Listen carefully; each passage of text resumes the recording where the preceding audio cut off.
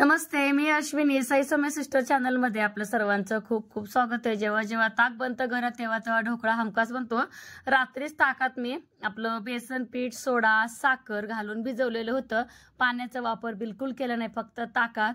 आणि अर्धा कपच असं कुकरमध्ये पाणी घातलेलं आहे आणि त्याच्यामध्ये आपलं आहे असं ज्या भांड्यात मी बेसन भिजत घातलेलं तेच भांडं मी कुकरला लावले. कुकरची शिट्टी काढून घेतली आणि शिट्टी काढून घेतल्यानंतर टोपण लावून घ्यायचं. खूप सोपी अशी पद्धत आहे. बरेच वेळ तुमच्याशी शेअर केली आहे, त्यामुळे म्हटलं सांगायची काही गरज नाही. आणि बऱ्याच ताईंनी ट्राय सुद्धा केलेले आणि सक्सेस पण झालेले. ही बघा ढोबळी मिरची. तर एकमेकांना आम्ही शेअर करतो बरं का. कुठलीही भाजी असो कोणाच्याही रानात, तर ह्यांचे खास मित्र आहेत ना, तर त्यांनी अशी ढोबळी मिरची आणून दिले. तर आमच्या इकडे ना आम्ही ह्याला भोंगी मिरची असं म्हणत असतो. तर ही भोंगी मिरची आहे ना, अगदी ताजी टवटवीत असं शेतातली आपली भोंगी मिरची आहे. आणि तांदळाची भाजी आणि राजगिरीची भाजी, तर ही भाजी श्रेयाच्या आजीनं दिलेली आहे. तर त्यांच्या मळ्यातली. तर आज सगळ्या भाज्या टवटवीत असेच अगदी ताज्या अशा भाज्या आज करणार आहे. तर प्रत्येकाने कोणतर कोण दिलेलं. तर ह्या भाजीला बघून मला श्रेयाच्या घरची आठवण आली. लागलेच इकडं मायासाठी चहा ठेवले. तर सकाळचे वाजले 6:30. स्वयंपाकाची तयारी चहा करता करताच मी करून घेते. चुलीवरती चपात्या वगैरे बनवून घेतल्या. चपाती बनवून घेतल्यानंतर त्याच तव्यात ना तांदळाची भाजी धुवून घेतलेली, तेल टाकले. जिरे मोहरी अजिबात वापर करत नाही, फक्त ठेचलेलं लसूण आणि आहे अशी आपली भाजी आणि थोडंसं मीठ. मीठ घालताना थोडंसं जपूनच वापरायचं, कारण की भाजी दिसते भरपूर पण परत खूप अशी थोडी होते. वाटी 2 वाटी खूप झालं. आता तव्यात मावत नाही, पण 1-2-3 मिनिटांनी भाजी अगदी बारीक अशी होऊन जाते. अगदी चवीला छान तांदळाची. तणनाशक गवत यायच्या अगोदर ही भाजी सर्रास मक्यात, परत तुरीमध्ये, कुठल्याही पिकात पावसात असायची बरं का. सीझन बाय सीझन भरपूर अशी भाजी असायची. खास करून ना काही काही जण तांदळाची भाजी घ्यायलाच असं मळ्यात यायचे. पण आता कसं होतंय, फवारणीमुळे ही भाजी थोडक्यात नाहीशी झाली असं म्हटले तर चालेल. खरं नाही, भाजी गरोदर बायकांना, डिलिव्हरी बायकांना, परत लहान मुलांना खूप अशी फायदेशीर आहे. बाजारात विकत घ्यायला गेलं तर खूप अशी महाग मिळते, पण मळ्यातली असल्यामुळे खूप स्वस्त मिळते. स्वयंपाक करायच्या अगोदर बरोबर 20 मिनिट मी टाइम लावून आपला ढोकळा ठेवलेला. आम्ही चेक सुद्धा केलं नाही, काय नाही. अगदी अंदाजानुसार आपला ढोकळा बरोबर असा तयार झालेला आहे. भरपूर अशी जाळीवरूनच दिसते. तर तडका मारला, एक पातेलं घेतले, त्याच्यामध्ये तेल आणि जिरेपेक्षा मोहरी जास्त टाकायची. तर माझं दोन्ही मिक्स आहे. जिरे पण टाकले, मोहरी पण टाकले. मोहरी इतकी छान तडतड द्यायची का, जितकं मोहरी तडतडेल तितकं आपला ढोकळा खाण्यास खूप छान लागतो. भरपूर असं कढीपत्ता टाकलेला आहे. कढीपत्ता पण छान तडतड द्यायचं. परत हिरवी मिरची आहे ना मी नकलून घेतले. नकलून म्हणजे हिरवी मिरची थोडं पोटातून कट करून घेतले, जेणेकरून थोडंसं तिखटपणा तेलात उतरण्यासाठी.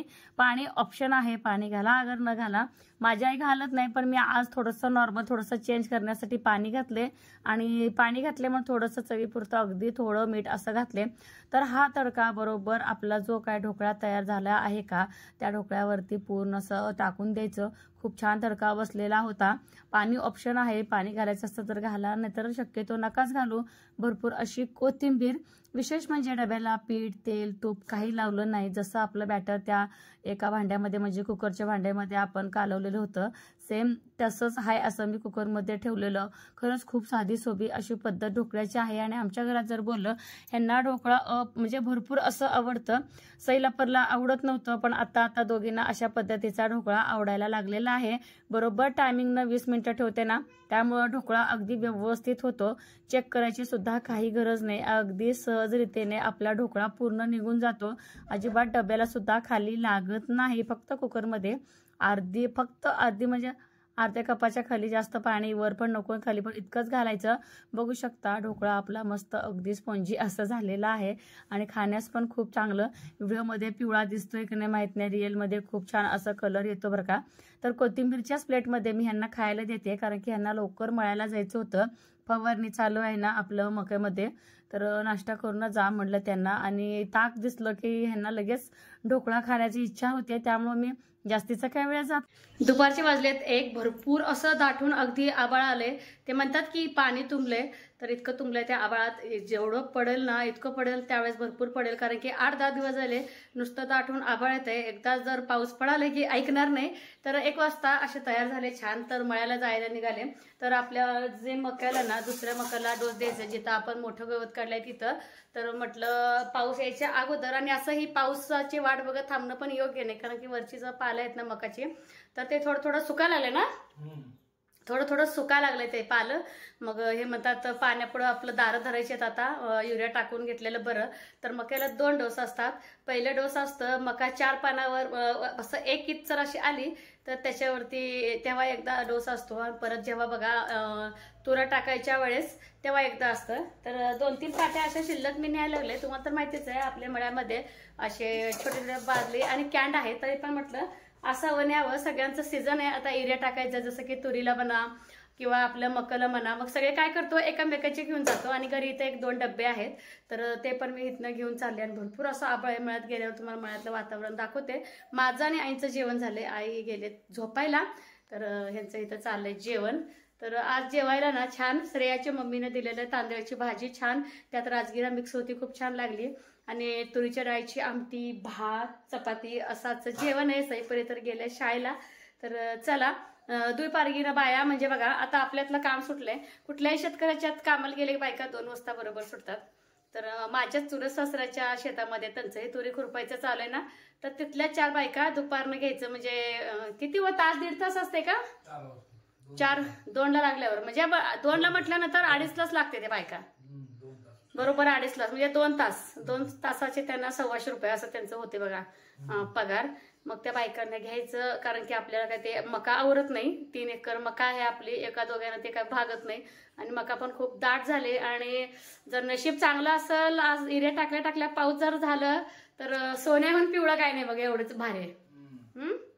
आज पाऊस पडला तर, कारण की रोजच्या पेक्षा आज वातावरण वेगळं आहे. रोज कसं असतंय मळ्यात इतकं वारं असते ना, भरपूर वारं. मी बोललेलं पण तुम्हाला ऐकू येत नाही, इतकं वारं असते. आभाळ पण असते, पण त्यातल्या त्यात आज फरक आहे. एकदम शांत असं वातावरण आहे. तर चला हे जेवले की पटकन आम्ही आता निघणार आहे मळ्यासाठी.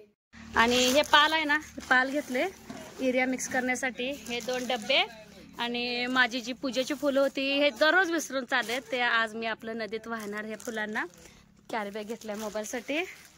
आणि इथं पाणी, बायकांना पाणी गारव्यातलं पिणार बी नाही ते, पण घेऊन जावं लागेल.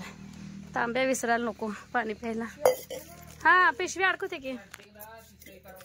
आणि हे 2 डबे, हे डबे पण घेऊन जाणार जाताना. ह्याच्यावर तुम्ही बसा.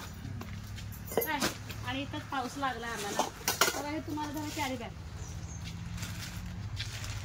अडकवतो म्हणजे मला.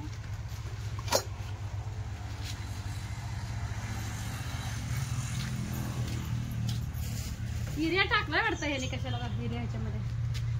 युरिया पण घेऊन बसतो.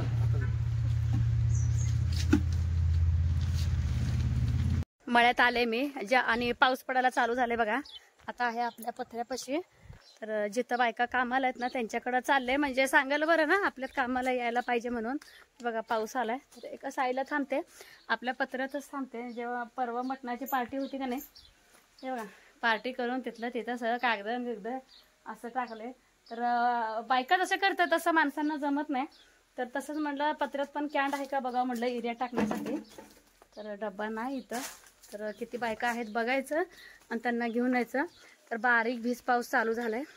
तर चला आपल्या तुरीकडेच त्यांच्या तुरी आहेत त्या सासऱ्यांचे, तर तिथं जाऊन त्या लोकांना किती आहेत बघून त्यांना घेऊया आपल्यात युरिया टाकायला. पावसाच्या आत आपलं उरकून टाकलं तर बरं. पावसानं थोडंसं साथ द्यायला पाहिजे, युरिया टाकस तर थोडंसं दम धरायला पाहिजे पावसानं. बांधावरनं जायचं.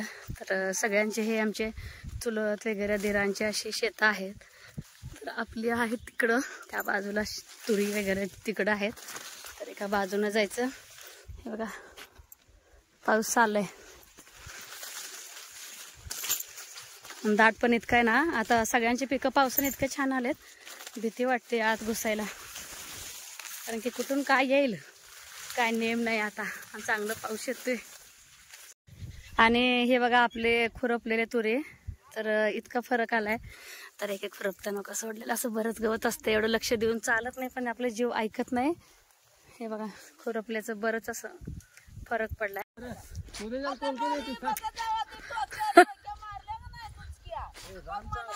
हे रान एक नंबर झालं बापूच, मऊसूत झालंय सगळं रान. तर हे आहे माझ्या धाकट्या सासऱ्यांचं, अगदी मस्त मऊसूत खुरपून चांगलं झालंय. हे इऱ्या टाकायला कोण कोण येणार आहे विचारा.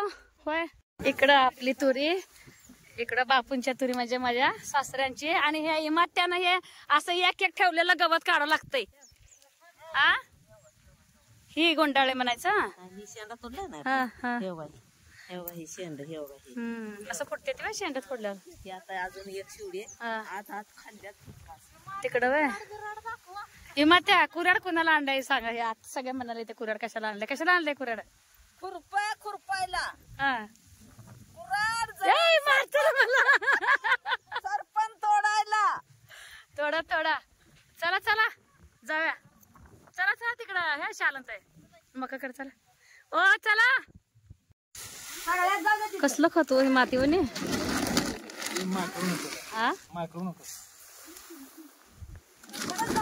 तर युरिया आणि हे काळ खत मिक्स लगेच टाकलं तर बरं, नाही तर पाणी होते ना.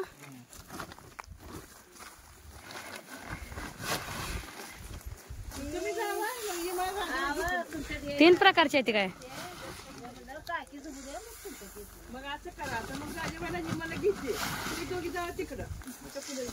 बायका कमी आहेत, बायकांसाठी लागलेत भांडणं. प्रत्येकाच्या शेतात खुरपणी चालू आहे. लगे बोलवत होय. चला बादल्या घ्या आपल्या आपल्या. माझी बादली घ्या, बादल्या भरा चला. तर घ्यायला पण सोपं पडतं हे ह्याच्यामुळं. धरा माझे भरा पटकन. चला बोललं होते आहो ते भाज्यात नांडल्या होतात ना. द्या इकडे. चला रस्त्याकडनं चालू करायचं नाही.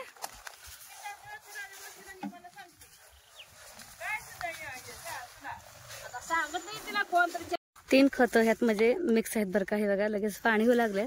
तर थोडं थोडं बघा अंदाज अशा ह्या चिमटीनं. तर अशा प्रकारे वाकून वाकून मका घालणं चालू आहे. तर कोणीही कोणाला दिसत नाही. हे बघा. तर माझा सारा हा आहे. चला पटकन आपलं घालून मोकळं हो. एक पट्टी ना आपली एरिया टाकून झाली. तर त्या बाजूची तर 3 ठिकाणी मका आहे. तर आता ह्या इकडे का नाही, आता इकडे टाकायचं आहे. आता बघू टाइम आपण किती होते, कारण की अर्ध्या वेळात आपण बायका घेतलेलं असतं दुपारच्या नंतर. आता किती होईल तितकं होईल. तर ह्यांचं गाडीवर चाललंय जागेवरती एरिया टाकणं. सगळ्या त्या लोकांना पाणी प्यायला बसले, ते बसले तिथंच बसलेत बघा पत्र्याकडे. तर आणखीन आलेले नाहीत. शेवटी आपलं राहणं आपल्याला जावं लागतंय पुढं. तर अर्धी बादली आहे माझ्याकडे. एवढंच की पटकन हे खत घालून घ्यावं लागतं, कारण की ह्याच्यामध्ये मिक्स असतं. आणि ती मिक्स जी खत आहे ना, जी लाल लाल मातीसारखं, त्याचं होऊन जाते पाणी. तर इथं पाल टाकून हातरनं चाले. दरवर्षी 3 कुठे टाकतोय आपण. दरवर्षी 3 कुठे टाकतोय. हे खत 2 असतात ना, ती कसलं तर तंबाखू सारखं असतंय की. हे वेगळं आहे का. होईल का आता होईल ना. नाही नाही मी म्हणते तुम्हाला अजून पाणी पेत बसले ते सगळेजण. इथे एक ब्लेड पडलाय की.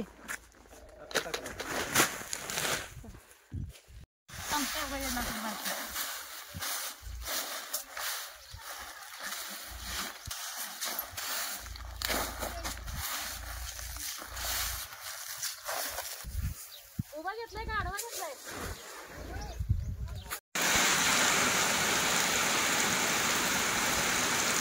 कुठे गेला होता. असला कसला एरिया घालायचा.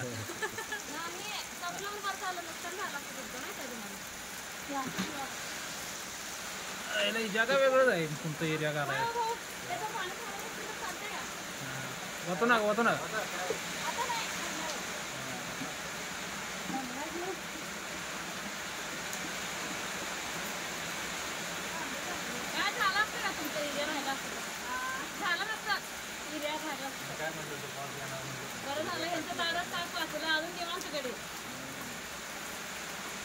मकाला आमच्या ना पाणी द्यायचं वाचलं. तर हे बघा पन्हाळी चांगली वाहते. भरपूर असं पाऊस पडतोय. तर सगळे निवांत बसले आपल्या पत्र्याच्या आडोशाला. सगळे निवांत.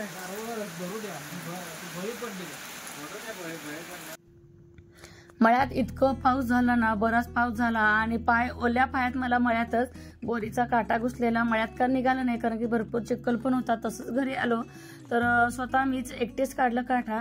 तुम्हाला सांगते इतकं जबरदस्त काटा घुसलेला. तर आईनं सुद्धा मी दाखवला इतकं कारी हा काटा होता. लागलंच आपलं जे काही एरिया हातरायला पाल घेतलेलं होतं, जी काही ठिकी मोकळी झालेली होती, भरपूर असं चिखल वगैरे झालेलं होतं. म्हणलं लागलंच असंही आपण भिजलोय तसंही भिजलोय पावसात. वरनं पाऊस तर चालूच होतं आणि बोर चालू करून आपलं ठिके आणि पाल धुणं चालू आहे. गाडी पण आपली चिखलात फसली गेलेली होती. गाडी पण स्वच्छ धुणं चालू आहे. रस्ता कच्चा आहे ना, गाडीच्या पूर्ण बाडगळ्यामध्ये चिखल वगैरे घुसलं की गाडी अजिबात चालत नाही. पण आम्ही इतकं लकी होतो, हळूहळू गाडी चालत कसं तरी आपलं गाव गाठलं. हे एक बरंच झालं. यायला आम्हाला बरोबर संध्याकाळचे वाजले होते 6. तर चला म्हटलं बोर चालू करून सगळी एरियाची ठिकी धुवून घेऊया. आणि तसंही ना पूर्ण अंग आपलं बोलणं झालं होतं. तो घरात जायच्या अगोदर, आंघोळ करायच्या अगोदर जे काही कामं उद्याची आहेत ते आजच करून घ्यावं म्हटलं. तर गार थंडी तर होती.